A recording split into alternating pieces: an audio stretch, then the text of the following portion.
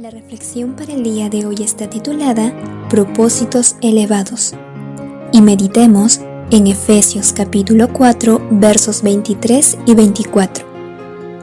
Renovaos en el espíritu de vuestra mente y vestíos del nuevo hombre, creado según Dios en la justicia y santidad de la verdad. Era el año 1405 a.C. y los ejércitos de Israel habían cruzado el río Jordán para tomar posesión de la tierra prometida.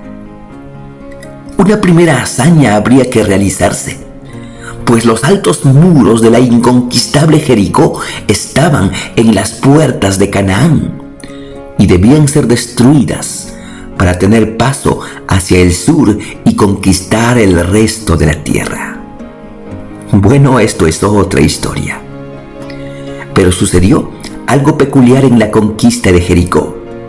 La Biblia relata que todos los ciudadanos temblaban ante la presencia de Israel y una mujer ramera llamada Rahab había decidido formar parte del pueblo de Dios. Pero ¿cómo podría una pagana e idólatra ser aceptada en Israel? ¿Acaso no era ella una ramera? ¿Sería aceptada en el pueblo escogido de Dios? Claro que sí. Rahab decidió entregar su corazón al Dios de los cielos y servirle en adelante. Y Dios vio su sinceridad y permitió que sea aceptada en Israel. Obviamente, ella dejó las prácticas idolátricas y sus servicios inmorales para servir al Dios santo y verdadero.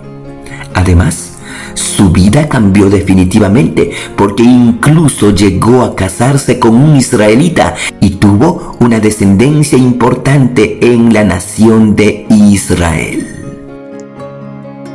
Los hábitos erróneos deben ser vencidos. Deben formarse hábitos correctos bajo la disciplina del más grande maestro que el mundo ha conocido. Los cristianos deben avanzar y ascender hacia la perfección. Este es el mandato de Dios y nadie debería decir, no puedo hacerlo. Debería decir, en cambio, Dios requiere de mí que sea perfecto y Él me dará la fortaleza para superar todo lo que se interpone en el camino de la perfección. Él es la fuente de toda sabiduría, de todo poder. La palabra de Dios declara que si uno está en Cristo es entonces una nueva criatura. Eso significa que el pasado ya no importa para la salvación, porque Dios renueva la vida de las personas y otorga a cada uno una nueva página para que escriba en adelante una nueva historia junto a Cristo. Los pecados tan negros son perdonados y la vida manchada de errores y fracasos es perdonada. Por tanto, se espera que cada cristiano escriba con sus actos historias de santidad, de comunión con Dios, de fe, de amor y de toda virtud que viene del Espíritu Santo. Los cristianos nacidos de nuevo en Cristo Jesús viven en armonía con la palabra de Dios. Los cristianos han de ser superiores en sabiduría, en conocimiento, en habilidad, porque creen en Dios y en su poder. El Señor desea que alcancen el peldaño más alto de la escalera para que puedan glorificarlo. Él tiene tesoros de sabiduría de los cuales ellos se pueden proveer.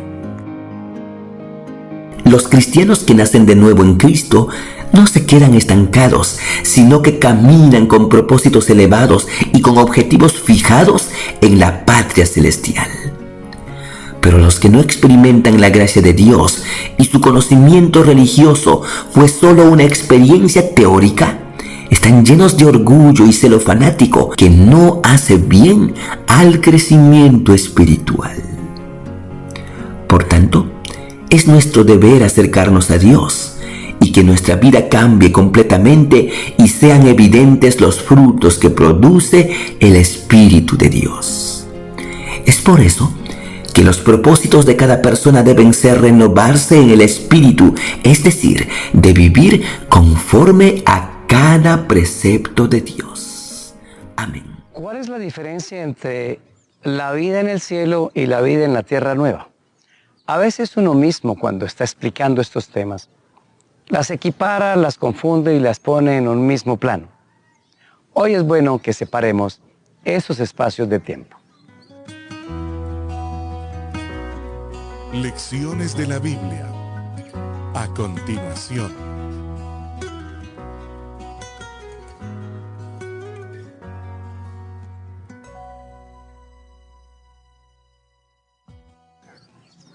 Bienvenidos a Lecciones de la Biblia, un espacio para estudiar y comprender la palabra de Dios. En nuestro video para el día de hoy es para estudiar y meditar. Hoy es un día muy alegre. Mañana se termina el año 2023 cuando hacemos esta grabación y de verdad hay muchos motivos de gratitud en nuestro corazón. Un año en donde hemos podido acompañarles todos los días, con todas las dificultades de lo que ocurre detrás de cámara. Así que yo agradezco a Dios Todopoderoso, a mi esposa Yoli, quien en este momento está detrás de la cámara, y a Esteban, quien hace las ediciones. También a un compositor que me ha regalado la música que ustedes ahora escuchan al final. Antonino, muchas gracias por haber compartido esta pieza musical exclusiva para Lecciones de la Biblia. He aquí yo hago todas las cosas nuevas. Voy a leer ese texto que nos acompañó durante esta semana. Apocalipsis 21:5. El que estaba sentado en el trono dijo, he aquí yo hago nuevas todas las cosas. Y me dijo, escribe, porque estas palabras son fieles y verdaderas. Hemos estado esta semana en público aquí en este precioso lugar grabando estos videos. ¿Cuál es la diferencia entre la vida en el cielo y la vida en la tierra nueva? Eso nos lo ayuda a descubrir Apocalipsis 20 y 21. Son dos espacios de tiempo diferentes. En Apocalipsis 20 dice que la tierra será destruida y que el diablo se queda aquí solo. Solo. Los impíos están muertos y ellos están solos aquí en completa oscuridad. Y el texto siguiente, en el versículo 4, dice que los salvados estarán en el cielo por 1000 años. Ese es el periodo de tiempo que conocemos, los 1000 años en el cielo o el milenio. No habrá un grupo arriba especial y un grupo aquí abajo, no. Lea Apocalipsis 20. No hay nadie aquí en la tierra. El diablo estará completamente solo. ¿Qué ocurrirá en ese milenio, en esos 1000 años? Algo lindo. Bueno, dice que revisaremos el juicio según Apocalipsis 24. Pero ¿saben para qué serán esos 1000 años? Vacaciones. Allá no vamos a trabajar ni estudiar. Vamos a disfrutar de una vacación de 1000 años. Terapia por 1000 años. Total recuperación de la mente durante 1000 años. Allí recibiremos las respuestas a las preguntas que nos hemos hecho aquí en la tierra. Y eso será un periodo de viajes, disfrute, hablar con Cristo, viajando, disfrutando 1000 años. Cuando esos 1000 años se terminan, en el capítulo 21 de Apocalipsis, léalo completo antes de tomar decisiones. Dice que la ciudad de Dios se viene del cielo aquí a la tierra, la Nueva Jerusalén, y empieza ahora la tierra nueva. En otras palabras, la vida en el cielo solo serán 1000 años. Y cuando terminen, vendremos aquí a la tierra nueva. Y viviremos aquí. Vendrá el juicio final, Apocalipsis 20. Todo será recreado otra vez. Y ahora sí viviremos aquí. Y entonces aquí es que trabajaremos, estudiaremos, haremos empresas, grandes proyectos y desarrollaremos la vida y la ciencia, el conocimiento de Dios en todo el sentido de la palabra. Y aquí estaremos por la eternidad. Esa es la diferencia entre el cielo y la vida en la tierra nueva. Lo más grandioso será la presencia de Jesús. Yo quiero estar con Yoli, Danielito, Juan José, mis hermanos, mi papá, mi mamá, mi familia, mi iglesia, con ustedes. Todas las cosas serán hechas nuevas. Que cuando este año que está terminando y comienza uno nuevo, estos temas nos hayan dado en el corazón el apoyo suficiente para decir, tengo la fe para enfrentar la vida, pero tengo la fe para creer en un Señor y Salvador Jesucristo. Y este es mi mayor regalo, Señor. Un corazón impuro para que tú lo cambies y lo limpies. Gracias. Momentos con Dios. La reflexión para el día de hoy está titulada Lo que no podíamos hacer. Y meditemos en Jeremías capítulo 13, verso 23. ¿Mudará el etíope su piel y el leopardo sus manchas? Así también, ¿podréis vosotros hacer bien estando habituados a hacer el mal? Son impresionantes las palabras del profeta Jeremías.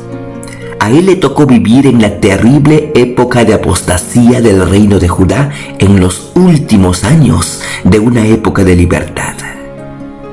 Y por las maldades de los habitantes, todos tendrían que probar el trago amargo del cautiverio. El contexto del versículo que escuchamos es precisamente profecías que anuncian la próxima cautividad de Judá. Anuncian que la ruina sería nacional, que todos los pueblos serían llevados cautivos y que era imposible evitar la destrucción. Pero, ¿por qué era imposible evitar la destrucción? ¿Acaso no podían arrepentirse de sus pecados y buscar la salvación de Dios? Pues no podían. Dios constantemente los buscó para que se vuelvan a Él. Quiso salvarlos de la destrucción, pero ellos se habían habituado al mal. Por tanto, el único recurso que quedaba para volverlos al camino del bien era la cautividad, pues de esa manera aprenderían que la obediencia es lo único que trae prosperidad. ¿Cuánto llamado se les hizo? ¿Cuánto Dios buscó a los habitantes de Judá y de Jerusalén para que se volvieran de sus malos caminos? Les envió mensajes en todo tiempo, les envió a sus profetas, pero no los quisieron oír. Y la palabra de Dios declara por medio del profeta Jeremías: ¿mudará el etíope su piel? Era algo imposible, así como también quitar las manchas al leopardo. Y de esa misma manera, la gente habituada a hacer el mal no podía volver a los caminos de Dios. Se habían apartado tanto del Señor que su corazón se había vuelto duro y no percibían el mal. Y esa es también nuestra realidad humana. Pues desde la caída de nuestros primeros padres, el ser humano no pudo vivir más en armonía con Dios. Dejó de ser santo, perdió su perfección y quedó condenado para siempre a la perdición. Su destino final era la muerte eterna. Pero el sacrificio de Cristo nos proveyó salvación. Hizo la reconciliación entre Dios y los hombres. Cristo no solo murió por nosotros, sino que vivió perfectamente para satisfacer las exigencias de la justicia celestial. Él venció en cada una de las tentaciones para que sus victorias fueran nuestras, para que por la garantía de su vida y con el poder del Espíritu Santo, nosotros podamos vencer cada vez que Satanás quiera separarnos de Dios. ¿Qué ha hecho para la familia humana? Ha elevado al hombre en la escala de valores morales, y ahora podemos ser vencedores mediante nuestra suficiencia, que es Cristo. Cuando Dios dio a su Hijo, dio todo el cielo. No podía dar más. Cristo es nuestra suficiencia. Ha hecho por nosotros lo que no podemos hacer. Ha ganado victorias para otorgarlas a toda persona que cree en su nombre. Ha hecho posible con sus victorias a Satanás que todos los hombres podamos vencer. Muchas veces se nos hace difícil actuar como cristianos verdaderos. Muchas veces, ante la provocación, nuestro carácter manifiesta los defectos de nuestro interior. Y cuando caemos, parece que no podemos servir mejor a Dios. Y es justamente en nuestras debilidades en donde se perfecciona el poder del Señor Y lo que Dios anhela es que humildemente nos entreguemos a Él para que pueda hacer su trabajo en nosotros. Si nos sometemos a Dios, entonces es su poder y su gracia los que nos perfeccionan, y de esa manera sí es posible agradar a Dios con nuestra manera de vivir, porque lo que no podíamos hacer lo hace Dios en nosotros.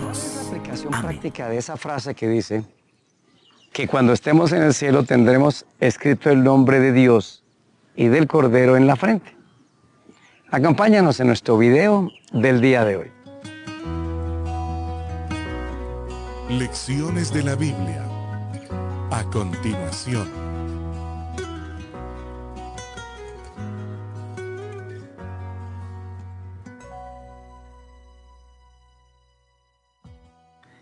Gracias por acompañarnos en Lecciones de la Biblia, un espacio para entender y estudiar la palabra de Dios. Tema de hoy: su nombre en sus frentes. Apocalipsis capítulo 14, versículo número 1. Después miré, y he aquí el Cordero estaba en pie sobre el monte de Sión, y con él 144,000 que tenían el nombre de él y de su Padre escrito en la frente. Por supuesto que este texto no se está refiriendo a algo literal, no estará aquí escrito el nombre. La frente es el lugar de la voluntad. Representa también que ahí tenemos el cerebro. Y esta frase lo que dice es que los que llegan al cielo habrán escogido pasar tanto tiempo con Jesús, tanto tiempo con Él, que finalmente se van a parecer a Él. El nombre en la Biblia representa carácter. Y entonces la ley del modelamiento de la que hemos hablado estos días hará que tanto tiempo en la presencia de alguien hace que esa persona llegue a parecerse y llegue a imitar al otro. En Apocalipsis 14 dice que estos 144,000 siguen al Cordero por donde quiera que va. Lo siguen, lo siguen. El carácter no es otra cosa que la suma de todos los hábitos que tenemos que nos identifican ante las personas. Y esos hábitos, cuando vamos a Cristo, son santificados. Y cuando vayamos al cielo, llevaremos ese carácter, o sea, llevaremos los hábitos que formemos aquí en la tierra y que habrán sido santificados solo por una razón, porque Él tiene el poder para cambiarnos, porque Él los ha santificado. Ahora noten lo siguiente: si tienen el nombre del Padre y del Hijo en su frente, es porque se parecen a Él, se han identificado con Él. Durante todos estos 3 meses que estamos terminando esta semana, hemos visto la gran lucha entre filosofías griegas, paganas, orientales y que vinieron de los romanos y se infiltraron en la iglesia cristiana. Entonces hay 2 identidades: o me parezco a Cristo, de acuerdo al que yo encuentro en la Biblia, o me voy a parecer a todo ese tipo de culturas. Por eso ropa, música, arte, cine, todo lo que vemos y leemos, todo lo que nos relacionamos, es lo que va a hacer a qué nos vamos a parecer, a quién somos semejantes. Pedro en el patio de Anás, siguiendo a Cristo de lejos, y 3 veces le dijeron: usted es como Él, tú te pareces a Él, tú hablas como Él. A ese punto hemos de llegar, ser semejantes a Él. Eso significa tener su nombre aquí en mi frente. Él es mi amado. Siempre estoy pensando en Él. Siempre quiero agradarle. Oye, que Dios nos ayude a llegar a este nivel, porque eso es lo que hará que seamos como Él. Entonces, cada minuto, cada tiempo que pasemos con Él, el Espíritu Santo podrá grabar en nuestra mente, en esta cara, en este cuerpo, en este carácter, el carácter de Cristo. Eso es lo que está faltando. Pero nunca se podrá lograr si yo no voy a otras personas y cuento y digo lo que esté pasando en mi vida y lo bien que me ha hecho amar a mi Jesús.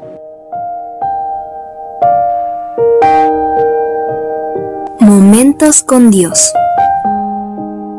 La reflexión para el día de hoy está titulada ¿Cómo quieres empezar? Y meditemos en Malaquías capítulo 3, verso 16. Esto es lo que comentaban entre sí los que honraban al Señor. Entonces el Señor prestó atención, escuchó e hizo que se escribiera en su presencia un memorial en el que se consignara a todos los que respetan y honran su nombre. Cuenta la historia del último banquete celebrado por el rey Belsasar de Babilonia, donde se reunieron los príncipes del reino, los poderosos y amigos del rey para disfrutar de la alegría de ser el reino más poderoso del mundo. En esta fiesta se tomó mucho vino y bajo los efectos embriagantes del alcohol perdieron la noción de la responsabilidad, de lo que es correcto, de lo que es santo y cometieron un sacrilegio que no habría de quedar sin castigo. Aquella noche del 15 de octubre del año 539 a.C., el rey desafió a Dios y se atrevió a tomar los vasos sagrados del templo de Jerusalén para beber vino en ello.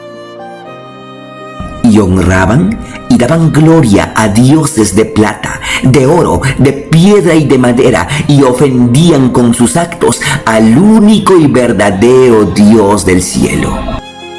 Y ellos no vieron que en medio de sus actividades inmorales e idolátricas estaba un visitante invisible que tomaba nota de sus actos, por los cuales habrían de ser castigados. Esa misma noche, Dios se hizo presente y escribió sus juicios sobre el encalado de la pared, y horas más tarde, el poderoso reino de Babilonia llegó a su fin. Ha comenzado un nuevo año. ¿Qué determina usted hacer? ¿Qué informe de su trabajo diario ha decidido que los ángeles ministradores lleven a Dios? ¿Qué palabras pronunciadas por usted han de aparecer en la página del libro de memoria? ¿Qué pensamientos encontrará albergados en su mente el que investiga los corazones? Pues Él discierne los pensamientos, las intenciones y los propósitos del corazón. Ha pasado un año más a la historia y los ángeles de Dios día a día han registrado nuestros actos y nuestra conducta. Y muchos, por las festividades de fin de año, se han embriagado o se han reunido para pasar momentos alegres, pero se han olvidado de honrar a Dios. Muchos, en el afán de pasar horas de alegría, han cometido actos inadecuados que han ofendido al Señor y han olvidado que el Señor toma cuenta de nuestros actos para un día llamarnos a juicio. Así como hubo un visitante invisible en el festín del rey de Babilonia, así también los ángeles de Dios están cerca de nosotros para tomar nota en sus registros de todo lo que hacemos. Y muchos tenemos un registro manchado en el cielo y los pecados que hemos cometido están con detalles allí. Hoy empieza un nuevo año. Una nueva página ha sido abierta en el libro por el ángel registrador. ¿Qué se anotará en sus columnas? ¿Quedarán manchadas con la negligencia espiritual? ¿Con deberes que no fueron cumplidos? No lo permita Dios. Sean anotadas allí cosas de las que no te avergüences cuando sean reveladas a las miradas de los hombres y de los ángeles. Por eso, para que los registros de Dios estén con cosas buenas de nosotros, tenemos que actuar conforme a la voluntad de Dios. Cuando hablemos, lo hagamos con cosas edificantes como palabras de ánimo y el Evangelio de Cristo. Además, mostremos actitudes de ayuda a nuestro prójimo, así también obediencia a los mandamientos del Señor. Entonces, en el registro de Dios estarán cosas positivas de nosotros que serán pesadas en la balanza del juicio el día que el Señor nos llame a cuentas. ¿Cómo quieres empezar el año? ¿Deseas que cada página de tu vida futura se escriba de tu comunión con Dios? ¿Anhelas estar más cerca de Jesús? El Señor sea quien nos ayude en nuestra entrega a Él. Amén. Momentos con Dios. La reflexión para el día de hoy está titulada Dios nos ha ayudado. Y meditemos en 1 Samuel capítulo 7, verso 12. Después tomó Samuel una piedra y lo colocó entre Mizpa y Sen, y la llamó Ebenezer, pues dijo, hasta ahora nos ha ayudado el Señor. Hubo una época de varios siglos en la nación de Israel de la Biblia, en la que luego de haber conquistado la tierra de Canaán y haberse establecido cada uno en sus tierras, los hijos de Israel muy sutilmente se fueron olvidando de Dios. Por un período de unos 3 siglos antes que se establezca la monarquía, Israel fue gobernado por uno y otro juez que el Señor levantó para guiar a su pueblo.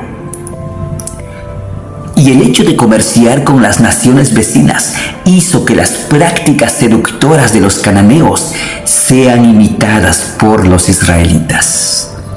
La sensualidad de los ritos y cultos paganos fue tomando interés entre la gente del pueblo de Dios y llegaron al punto de volverse idólatras. De modo que, por su desobediencia a los mandatos de Dios, el Señor los dejó a merced de sus enemigos, quienes los saquearon y afligieron. Los filisteos fueron los enemigos más odiosos. Y hubo muchas batallas entre ambos ejércitos, hasta que un día los hijos de Israel decidieron buscar a un líder para que los guíe a las victorias sobre sus enemigos. En su necesidad buscaron al profeta Samuel, y éste les dijo que deberían dejar la idolatría, que debían limpiar sus vidas de las prácticas que desagradaban a Dios, y entonces el Señor los habría de bendecir. Y así lo hicieron, pues los hijos de Israel hicieron votos de volverse al Señor y servirle. Entonces todo el pueblo se juntó en Mizpa, y allí el joven Samuel ofreció sacrificios a Dios y elevó sus oraciones, y Dios le oyó. Sucedió entonces que los filisteos, al saber que todo Israel estaba reunido en Mizpa, decidieron atacarlos y destruirlos, aprovechando que no estaban armados. Y cuando los hijos de Israel escucharon que los filisteos venían armados contra ellos, tuvieron gran temor. ¿Qué podría pasar ahora? ¿Acaso habían cometido un error al dejar la idolatría y volverse a Dios? ¿Acaso el joven Samuel se había equivocado al guiarlos hacia un único Dios? Entonces Samuel oró a Dios y Dios respondió en favor de su pueblo. Cuando ellos demostraron que les serían leales, Dios no los desamparó y fue su liberación. Mas Jehová, dice la Biblia, tronó ese día con gran estruendo sobre los filisteos y los desbarató, y fueron vencidos delante de Israel. Por eso tan pronto vieron la victoria y sus enemigos huyeron despavoridos. El profeta Samuel tomó una piedra y la puso como un memorial y declaró que hasta ese día Dios los había ayudado. Y así sucede muy a menudo, que cuando volvemos nuestros caminos a Dios, el enemigo procura arrebatarnos de sus manos para destruirnos. Pero Dios pelea por nosotros como un guerrero poderoso y Satanás no puede hacernos daño. Así es como ha pasado un año más y se va el 2022 para ingresar a otro nuevo año. Pero cuando decidimos volvernos a Dios, el Señor se convierte en nuestro protector. Por eso, finalicemos este año haciendo votos de fidelidad a su palabra y que nuestro corazón sea enteramente entregado al Señor. Es cierto que caminar en lo correcto es el camino más difícil, pero es el camino que nos lleva a la vida eterna, de modo que nuestra vida debe seguir en las manos de Dios y nuestro corazón debe reconocer que Dios nos ha guiado a cada paso y si hemos caído, nos ha dado la oportunidad de levantarnos. Aunque sea duro, es mejor caminar en las sendas del bien y con el Señor podemos tener el gozo de su salvación en todo momento y la alegría de saber que hasta hoy Dios nos ha ayudado. Amén. Este concepto que nos ha dividido y nos ha separado como hermanos. Intentemos corregir esto hoy a la luz de la Biblia. Lecciones de la Biblia. A continuación.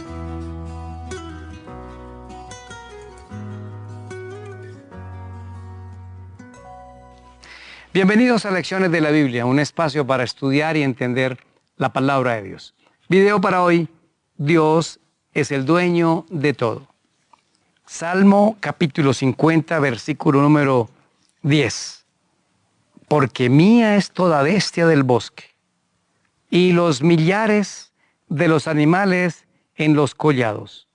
Conozco todas las aves de los montes, y todo lo que se mueve en los campos me pertenece. Tremendo concepto. Dios es el dueño de todos. Yo no tengo que luchar con mi vecino creyendo que la vida ha sido injusta porque él tiene más y yo tengo menos. Dios es el dueño de todo. Eso ni siquiera es de mi vecino. Ni yo me pertenezco a mí mismo. Le pertenezco a Dios. Para completarlo, en Ageo capítulo 2, versículo número 8, dice: mía es la plata, mío es el oro, dice Jehová de los ejércitos. Los seres humanos no hemos entendido la temporalidad de absolutamente todo. El dinero viene y se va. Nos morimos y no nos llevamos absolutamente nada. Somos completamente temporales. Pero en esa temporalidad nos aferramos como si fuéramos los dueños de todo. Por eso peleamos por herencias. Por eso peleamos por 10 pesos. Pero las cosas deben ser justas, por supuesto. No estoy diciendo que no. Pero el aferrarnos a los bienes materiales como si fueran nuestros nos ha llevado a muchas distorsiones. Esto que nos dice el Señor nos enseña varias cosas. Primero, como Dios es el dueño de todo, Él es el creador y su creación le pertenece. Pues déjenme decirles que el evolucionismo acabó con todo esto. El evolucionismo no reconoce a un Dios creador. No, el más fuerte se quedó con lo que podía y el evolucionismo quitó a Dios como creador y lo quitó, por supuesto, como dueño de todas las cosas. Y este concepto de la propiedad de Dios comienza a ayudarnos a entender más este tema. Ahora, aparte de que Él es el dueño, Dios hizo algo maravilloso con los seres humanos. Le dio privilegios para que los administre. Génesis capítulo 1, versículo número 26. Dios dijo: hagamos al hombre a nuestra imagen, conforme a nuestra semejanza, y señoree, aquí se puede leer, y gobierne, y domine los peces del mar, las aves de los cielos, los animales en toda la tierra, y todo animal que se arrastra sobre la tierra. ¿Lo vimos? Él es el dueño y lo entregó al hombre para que lo domine, lo administre, lo gobierne y tengamos un alto sentido de responsabilidad. Todo lo que nos ha dividido por propiedades, la verdad se acabaría. Tenemos un dueño. Y ese concepto debe llevarnos a la mínima expresión, que es lo siguiente: le pertenecemos a Dios, le pertenecemos a Él. Así que yo debo cuidarme a mí mismo, porque si Él es el dueño de todas las cosas, también yo le pertenezco. No permitamos el arrastre que el diablo está haciendo con toda su música, con todas sus diversiones, con todo lo malo que está haciendo, está intentando arrastrarnos hacia Él. No le pertenecemos al diablo, le pertenecemos a Cristo Jesús.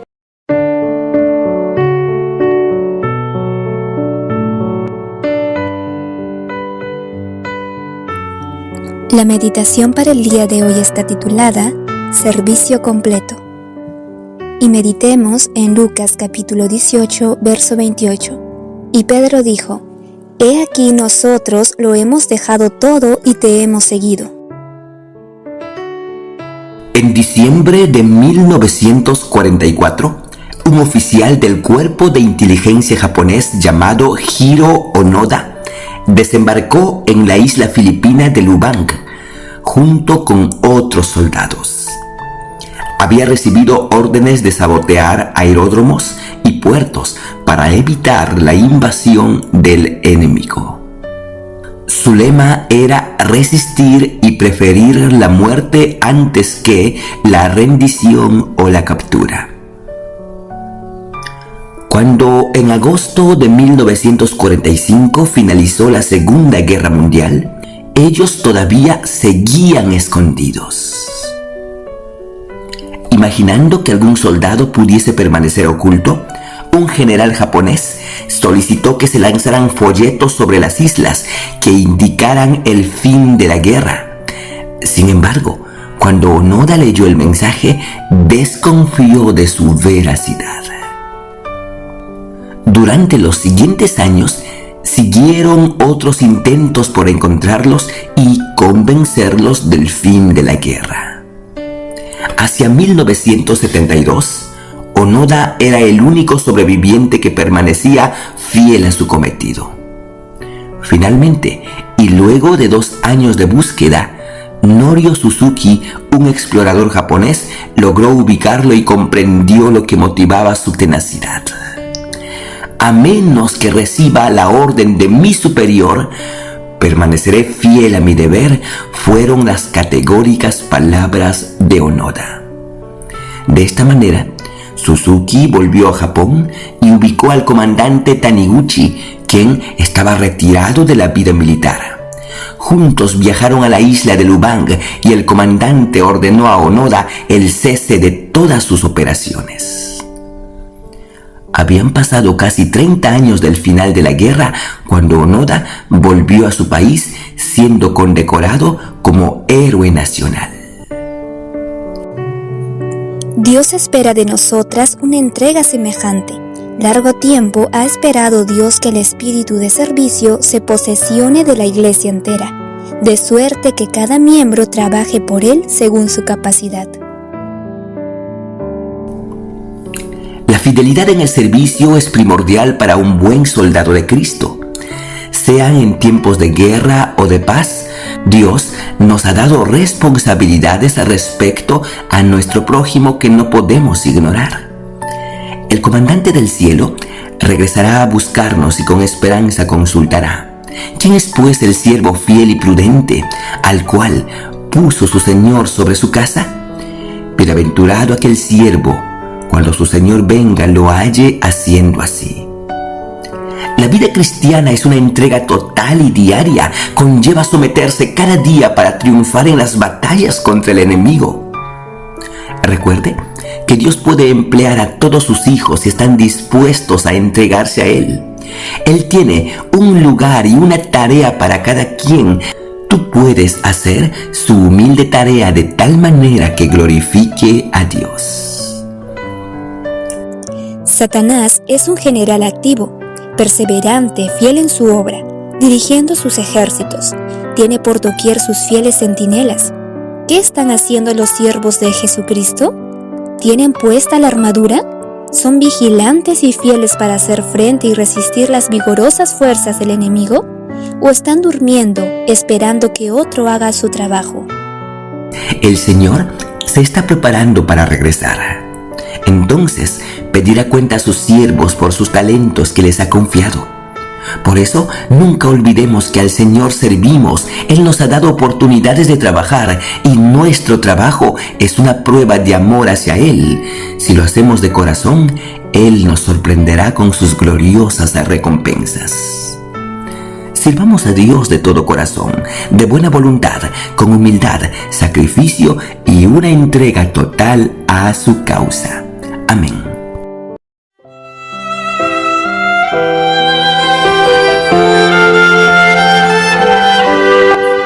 Momento comprometidos con Dios. La reflexión para el día de hoy está titulada Sirviendo a Dios, y meditemos en Colosenses capítulo 3, verso 23. Todo lo que hagan, háganlo de buena gana, como si estuvieran sirviendo al Señor y no a los hombres. El 9 de mayo de 1945, la Segunda Guerra Mundial llegó a su fin en Europa con la rendición de Alemania. Aquel día, los oficiales de la Alemania nazi firmaron la rendición total e incondicional. Morris Binding se apoya en este acontecimiento para ilustrar nuestra entera disposición a Dios. Cuando las potencias del eje se rindieron a finales de la Segunda Guerra Mundial, ¿qué entregaron? ¿Entregaron solamente sus armamentos y municiones? ¿Renunciaron solo a sus tanques y granadas de mano? ¿Sometieron solamente sus uniformes y raciones? ¿O se les pidió que ellos mismos se entregaran? Y cuando ellos se entregaron, automáticamente entregaron también las armas, las bombas, los tanques, entregaron todo. La entrega no se puede hacer de a poco. No hay tal cosa como una entrega parcial. Una persona no puede someterse parcialmente. No existe un terreno neutro. Habitualmente nuestra vida se ha desarrollado frente a otras personas y siempre hemos actuado de acuerdo al criterio o al proceder de los demás. Pues nacimos con un instinto de preocuparnos sobre lo que los demás piensan de nosotros y buscamos su aprobación.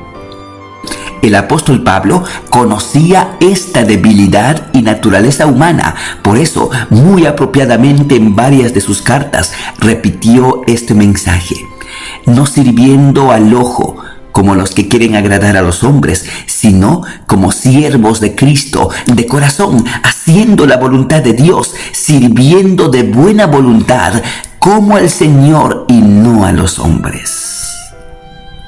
La Biblia nos exhorta a hacer la voluntad de Dios de todo corazón y no servir únicamente porque nos están observando. Esto es lo que quiere el Señor. Cualquier trabajo que debe hacerse es honroso. La fidelidad es el cumplimiento de cualquier deber, ennoblece el trabajo y manifiesta un carácter que Dios puede aprobar. El Señor pide la fortaleza física y podéis manifestar vuestro amor por Él empleando correctamente vuestra fuerza física, haciendo la obra que debe hacerse. Hay muchos que profesan ser cristianos y no están unidos con Cristo. Su vida diaria y su espíritu dan testimonio de que Cristo, la esperanza de la gloria, no mora en ellos. Por tanto, no se puede depender de ellos ni confiar en ellos. Están ansiosos por reducir su servicio al mínimo de esfuerzo. Y amarás al Señor tu Dios con todo tu corazón y con toda tu alma y con toda tu mente y con todas tus fuerzas. Eso dice la palabra de Dios. Dios quiere el amor que se manifiesta mediante un servicio hecho de todo corazón, en el servicio del alma y en el servicio de las facultades físicas. No debemos sentirnos empequeñecidos por ningún trabajo realizado para Dios. Todo lo que te viniere a la mano para hacer, hazlo según tus fuerzas. En lo que requiere diligencia, no perezosos, fervientes en espíritu, sirviendo al Señor.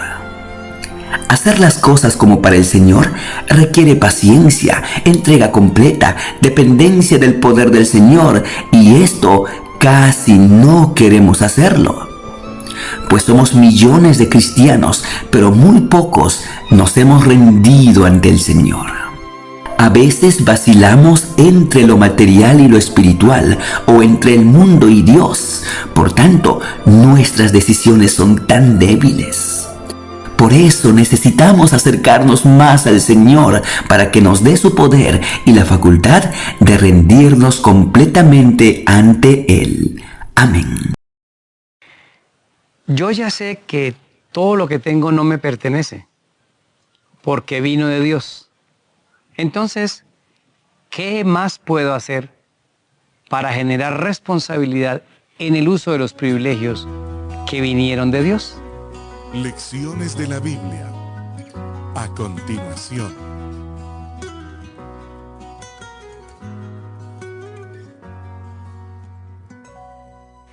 Bienvenidos a Lecciones de la Biblia, un espacio para comprender y estudiar la palabra de Dios.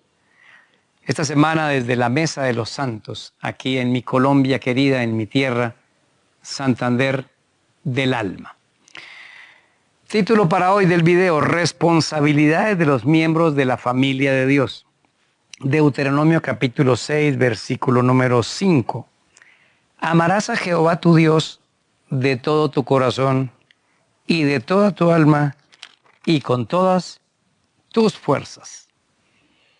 En ese uso de las responsabilidades necesitamos aprender y desarrollarlo. Dios nos dio esos privilegios de los que hablamos en nuestro video anterior, pero ¿cómo hacer para yo entender esa responsabilidad? Saben que Jesús lo enfatizó en Mateo capítulo 22 del 37 al 40. Jesús le dijo: amarás al Señor tu Dios con todo tu corazón y con toda tu alma y con toda tu mente. Este es el primero y grande mandamiento. Y el segundo es semejante: amarás a tu prójimo como a ti mismo. De estos dos mandamientos depende toda la ley y los profetas. Este es un resumen que Cristo hizo de los 10 mandamientos. Y los divide en dos: los primeros 4 de amar a Dios y los últimos 6, amar al prójimo. Noten los siguientes pasos. Punto 1. Para poder ser responsable, yo lo primero que tengo que aprender es a amar a Dios. Y no hay forma de amar a Dios sin relacionarnos con Él. No hay forma de amar a Dios sin conocerlo. Y eso implica un espacio de tiempo a diario para meditar con Él.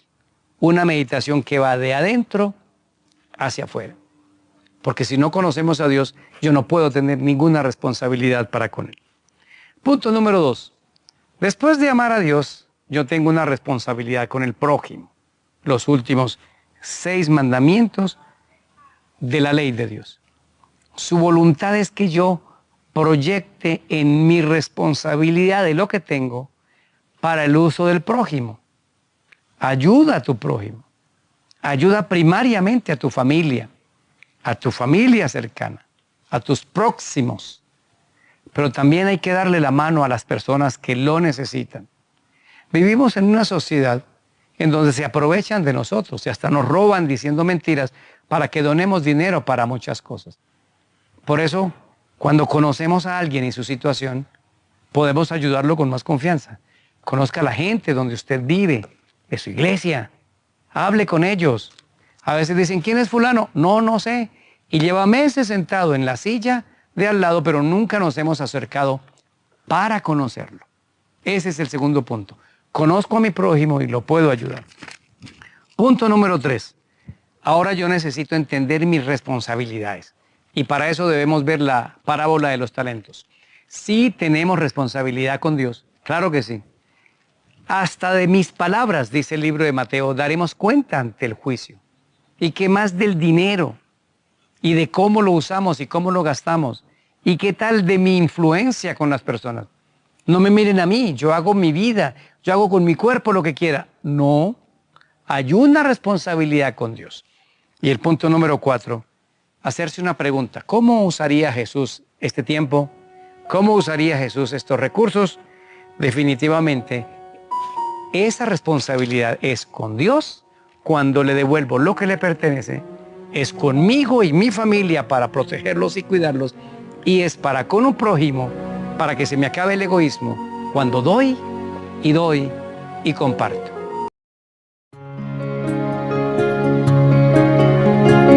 Momentos con Dios. La reflexión para el día de hoy está titulada De vuelta a Dios. Y meditemos en Job capítulo 22, verso 21. Vuelve ahora en amistad con Él y tendrás paz, y por ello te vendrá bien. Se cuenta una historia sobre un rey que había cometido unos pecados muy graves contra un súbdito y como consecuencia ya no podía vivir en paz. Su siervo era un soldado muy valiente que prestaba servicio en el ejército nacional para librar la batalla con los enemigos.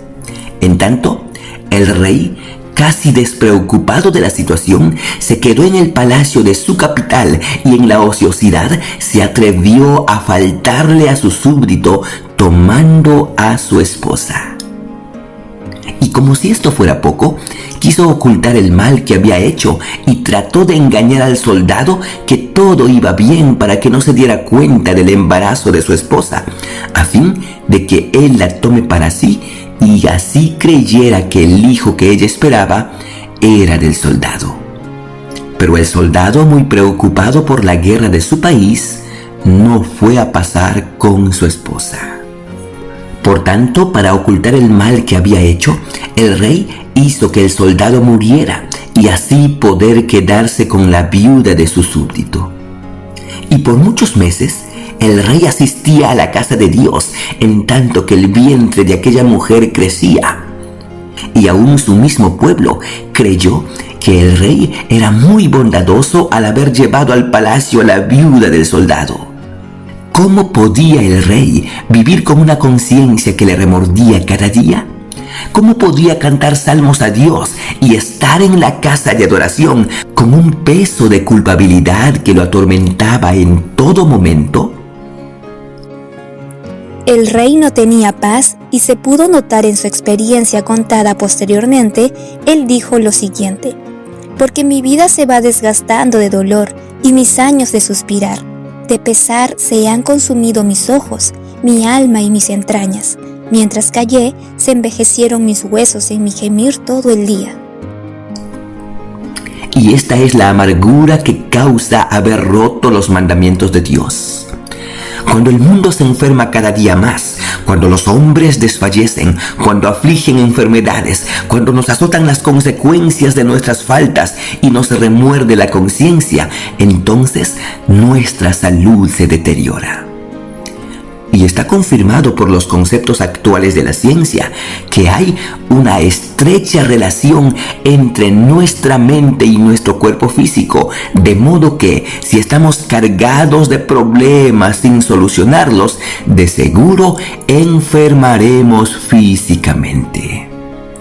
Por eso, el mensaje de la Biblia es: vuelve ahora en amistad con Él y tendrás paz, y por ello te vendrá bien.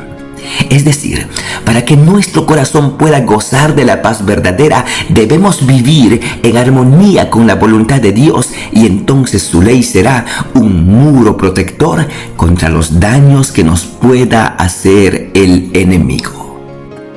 La ley de amor requiere la dedicación del cuerpo, la mente y el alma al servicio de Dios y de nuestros semejantes. Y este servicio, al par que nos constituye en bendición para los demás, nos proporciona a nosotros la más grande bendición. La abnegación es la base de todo verdadero desarrollo. Mucho se pierde al estar lejos de Dios. Aun cuando nuestros pensamientos sean de grandezas y prosperidad, y aun cuando lo alcancemos, nuestros pecados no nos permitirán tener plena paz. Si abrigamos sentimientos de venganza, de odio, de rencor, de codicia, de egoísmo o envidia, cada día nos vamos muriendo. Por eso, es mejor volver a Dios, a la fuente de verdadera felicidad, y Dios guardará en completa paz a aquel cuyo pensamiento en Él espera. Volver en amistad con Dios es vivir conforme a su palabra, y esa es la garantía de la felicidad en esta vida y para la eternidad. Amén. ¿Por qué funciona también ese engaño mental de creer que todo lo que tengo siempre va a estar ahí y nunca desaparece? Acompáñanos en nuestro tema del día de hoy. Lecciones de la Biblia. A continuación.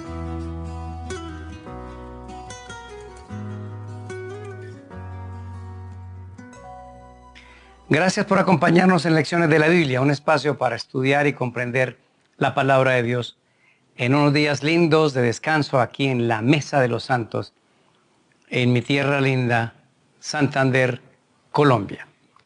Título del video de hoy, Tesoros en el cielo. Mateo capítulo número 6, versículo número 19 al 21. No acumulen tesoros en la tierra, donde la polilla y el óxido corroen, y los ladrones socavan y roban. Sino acumulen tesoros en el cielo, donde ni la polilla ni el óxido corroen, ni ladrones destruyen ni roban. Porque donde esté el tesoro de ustedes, allí estará también su corazón. Quiero invitarlas a que busquen un video o se lean un libro que se llama ¿Quién se ha llevado mi queso?, de Spencer Johnson. Es una fábula entre dos personitas y dos ratones que todos los días corren hasta una estación de queso y viven de comer ese queso. Pero un día, ese queso ya no estaba en esa bodega y se desesperan, y el autor nos cuenta unas experiencias muy bonitas de aprendizaje en la vida. En esta fábula, ¿qué representa el queso? El queso representa todo lo que Dios nos ha dado. Por ejemplo, me dio familia, me dio salud, me dio trabajo, me dio dinero, nos ha dado un reconocimiento ante las personas, nos ha dado bienes materiales, etcétera, etcétera. Eso representa el queso. Pero nos engañamos de que eso siempre va a estar ahí. Y debemos tener mucho cuidado porque todo es temporal en esta vida. Si no cuidamos la relación familiar, un día esa relación se acaba, termina en divorcio, termina en problemas. Si no cuidamos la forma en que trabajamos, tenemos dinero, ahorramos y lo gastamos o lo invertimos, el dinero se va a ir. Igual ocurre con nuestra salud. No la cuidamos creyendo que siempre la vamos a tener, pero un día ya no está. Y el gran problema de esta situación mental es que es lento y pausado, pero muy seguro, estos cambios en la vida. Así que un día te despiertas y las cosas ya no están ahí. Es mejor cuidarlas. Es mejor tener un uso sabio. Y yo creo que aquí aprendimos dos lecciones interesantes. La primera, hay que valorar y cuidar lo que tenemos. Cuídelo. A la gente no se le envía flores cuando se muere, es cuando están vivos. A la gente no se la abraza ni se le dicen cosas lindas cuando se muere, es cuando estamos vivos. La mayoría de los reconocimientos a los que yo he asistido, la gente ya está muerta. Y esos discursos y esa placa, esas cosas hay que hacerlo con la gente viva. Valore lo que tiene. Valore su trabajo, su salud, valore las cosas que Dios nos ha dado. Y la segunda es el texto de hoy, invertir en el banco celestial. Invertir en las cosas celestiales. Qué poco conscientes somos de esa inversión. Necesitamos pensar que todo tiene una dimensión celestial. El éxito que tengamos, el estudio que tenemos, las habilidades que tenemos, todo debe trascender a una dimensión celestial. ¿Qué significa eso? Vivimos aquí bajo una temporalidad, pero es mucho más importante el desarrollo armonioso de un carácter, que es lo que vamos a llevar al reino celestial. Esa inversión no es otra cosa que parecernos a Jesús, ser como Jesús. ¿Cuáles son en realidad los recursos que Dios nos ha dado? ¿Por qué no hacer una claridad con ellos y cómo usarlos para maximizar sus bendiciones? Lecciones de la Biblia. A continuación.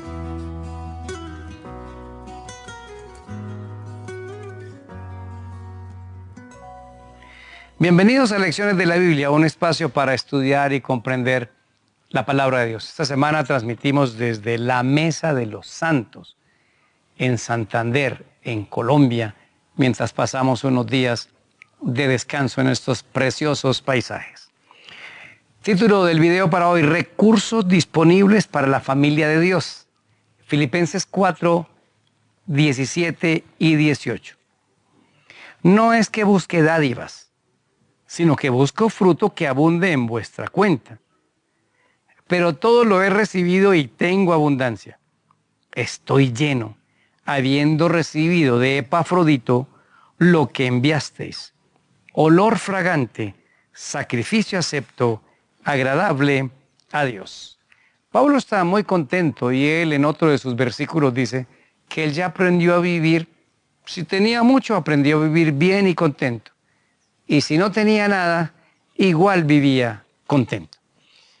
El punto es que Dios nos dio recursos que están a nuestra disposición. Todos los hemos recibido. Permítanme, les hago una pequeña lista. Vida, porque no nos abortaron, ¿sí ven? Estamos vivos. Jesús es otro gran recurso, el gran recurso del cielo.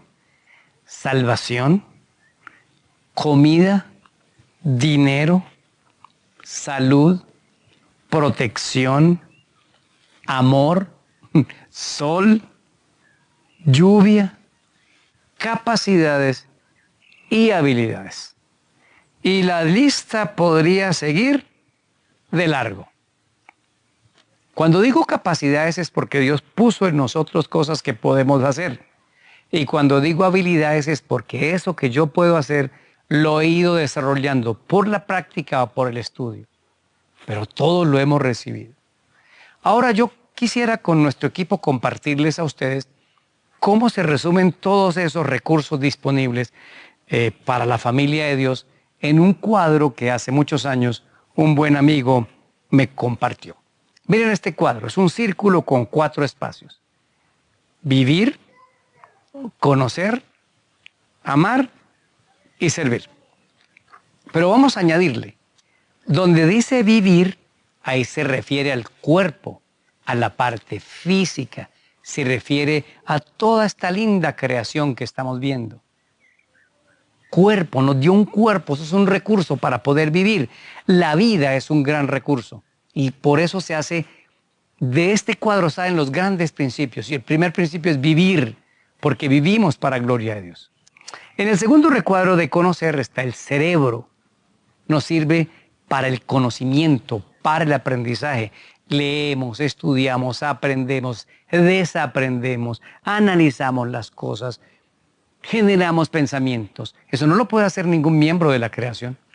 Y el segundo gran principio de la vida es conocer, conocer a Dios, conocer de su creación y toda la ciencia que proviene de Él.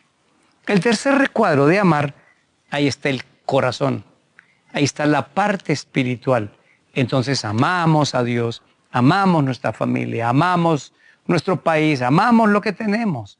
Y eso le permite al ser humano tener una relación con Dios, una relación con la creación y una relación con nuestros seres, nuestros prójimos. Y en el último está servir. Servir realmente es para qué nos sirve vivir, para qué nos sirve conocer y para qué nos sirve amar. Nos sirve para el amor al prójimo. Es la parte social. Ahí está el prójimo. Cuando yo empecé a comprender esto en la vida, un poco más empezó a cambiar mi pensamiento. Qué bendición recibir de Dios estos regalos. Maravilla de regalos. Una gran bendición. ¿Para qué? Miren lo que dice Filipenses 4:19.